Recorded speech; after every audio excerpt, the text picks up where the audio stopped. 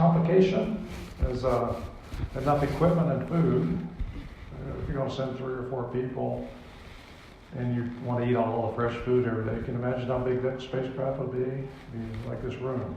And we can't afford that. We'll never have the propulsion systems or way of storage and all those things. So the one thing that will come out of the Mars experiment and the Mars journey will be the ability, we call it closed loop ecological system.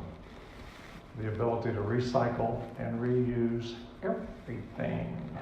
I'm talking everything. There's no waste in the system. We can't fly 3 or 4 people for a year over. You can only go when the planets are close enough, right? You can't fly through the sun to get to Mars. That would run it all day.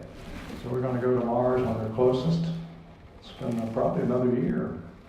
And then start back when we come back in phase again. So we get the minimum travel time from Mars. So that's a 3-year endeavor for 3 or 4 people. And imagine the food requirements. So we've got number one, we call it the closed loop ecological system, where everything, including human waste, will be refactored back into the equation. We're learning a lot of those on the space station now, but you can't take enough fresh food and water for a crew of 3 or 4 for 2 or 3 years to go to the moon or Mars and back to Earth. So that one technology, just think what that'll do for Earth.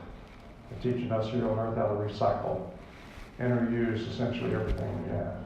There are so many of us now that we've been dumping resources into the earth fields for so long that I know it, 30 years ago wasn't a problem. There was so much natural resources, and there were so few of us that you could just keep expending it at an asymptotic rate, not worry about it. We got plenty of gold, we got plenty of silver, we got lots of coal, we got lots of petroleum, so why worry? Well, guess what? There is none, and we're running out of some of that stuff. So before that gets to that stage, we need, as human beings and from all around the world, develop a better method of recycling and reusing on a continuing basis, or we're limiting ourselves. Our destiny is limited. We can't keep supporting ourselves with the way we're doing it, with all the resources that we're expending every day at the rate we're expending them. So we've got to do something about that. And space will do that.